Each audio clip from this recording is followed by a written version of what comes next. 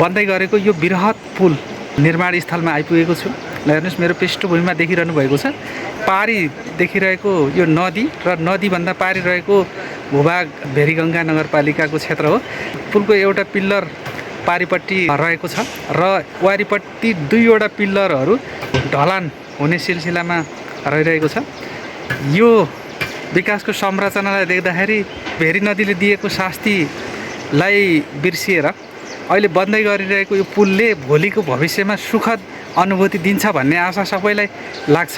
पुलको निर्माण गर्ने क्रममा यत्र तत्र सामानहरू कसरी फैलाइएको छ। यत्रो ठुलो विशाल पुलको निर्माण गर्दा सानातिना चुनौती त अवश्य पनि छैनन् र भोलि पारिपट्टिको त्यो रामघाट क्षेत्र र वारिपट्टिको यो दशरथपुरको लेकबेसीलाई यहाँनिरबाट यसरी यो पुलले जोडिदियो भने यहाँको सामाजिक, आर्थिक, सांस्कृतिक हरेक क्षेत्रहरूमा यसको पहिचान अलग्गै रूपले हेरिन्छ। मान्छेहरूले सम्भावनाका विषयहरूबाट विभिन्न आकलनहरू गरिरहेका छन्।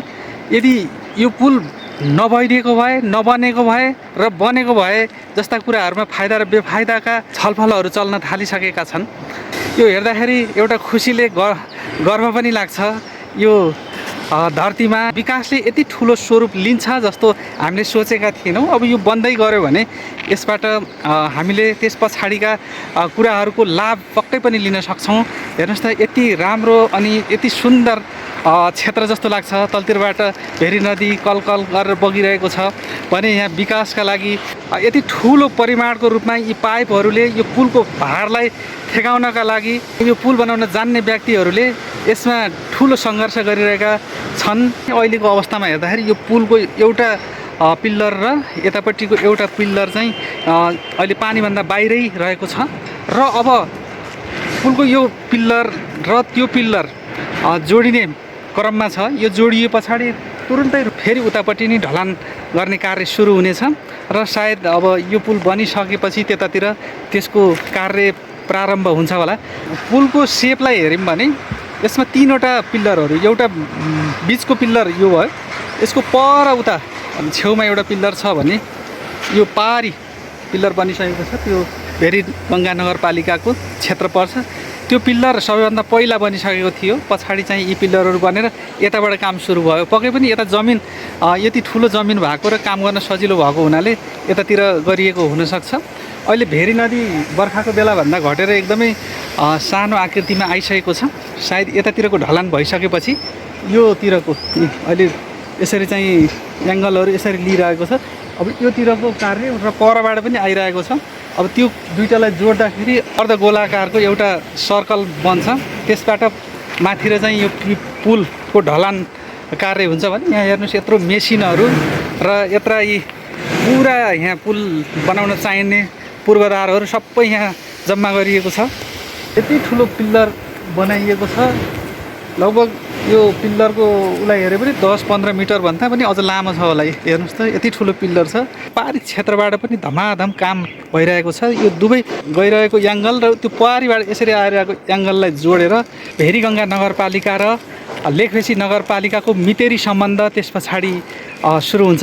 अहिले यहाँनिर यातायातको साधनहरूबाट यहाँ पुग्नका लागि अलि असहज छ। यसको विकल्पको रूपमा मदन भण्डारी हाइवेलाई फलो गर्नुपर्ने अवस्था देखिएको छ। सायद यस्तै प्रक्रियाले काम सम्पन्न हुँदै गयो भने लाग्छ 1 वर्षभित्र त यो पूर्ण गाडी यहाँबाट घुइकिन सक्ने सम्भावना छ जस्तो मलाई लाग्छ। बनाइँदै गरेको पुलको यो माथि र सरियाहरू यसरी बिछ्याइएको छ।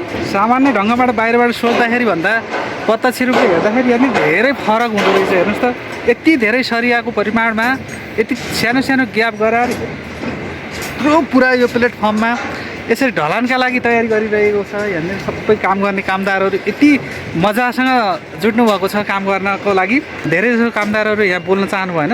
अब यसको उहाँहरूको सङ्केत अनुसार लगभग छिटै चाहिँ यो पुलमा ढलान हुने सम्भावना देखिन्छ। यसका बाह्य पूर्वाधारहरू पनि एकदमै छिटो खडा भइरहेका छन् र यहाँ हेर्दाखेरि पनि एकदमै अचम्म लाग्दो खालको छ र अरू पुलहरूको तुलनामा यो पुल अलिकति केही फरक जस्तो पनि देखिएको छ। यति हाइटबाट चाहिँ अब यहाँ गाडी डुगुर्छ। यो पुल बनिसकेपछि भेरीको पानीको ग्याप र यो पुलको उसमा यहाँबाट तपाईँले फरक छुट्याउन सक्नुहुन्छ भने मलाई लाग्छ त्यो पारीको पुरानो पुल, त्यो झोलुङ्गे पुलको हाइट र यो हाइट लगभग सेम जस्तो पनि देखिन्छ यसरी हेर्दाखेरि। अब त्यो पुल यो पुल बन्ने सँगसँगै ओझेलमा त पर्छ होला। अब यति जोडियो भने सहजै ढङ्गबाट लेखबेसीका जनताहरू पारी जान र भेरीगङ्गाका जनताहरू चाहिँ वारी आउनका लागि धेरै नै सहज छ। अब कहिले सम्पन्न हुन्छ अब यो प्रतीक्षाको विषय छ। राम्रो ढङ्गबाट काम भइरहेको छ यसरी हेर्दाखेरि। त्यसलाई हेर्नुहोस् त यो विशाल पुलको यो संरचना यतिको खडा भएर यो पुल बन्दै गर्दाखेरि यो पुलले यहाँका जनताहरूलाई कति धेरै लाभ दिन्छ र कति धेरै लाभ उनीहरूले लिन सक्छन् भन्ने कुरालाई भोलिको भविष्यले देखाउला। जेठको महिनासम्ममा निर्माण भइसक्छ भन्ने खबर सुनेको छु मैले। अब यहाँका कर्मचारीहरू हामीलाई त्यही भनेका छन्। अब खास भित्री रूपमा त अब के छ, अब काम सुचारू भएकै छ, तीव्रै गतिमा काम चलिरहेको छ। अब यसको लागि अब सबै जनताहरू सन्तुष्टै छन् यो कम्पनीको काम देखेर। साथीहरू भिडियोलाई यहाँसम्म हेरिदिनु भयो, हजुरलाई धेरै धेरै धन्यवाद भन्दै आजलाई बिदा हुन्छु। हवस् त, नमस्कार।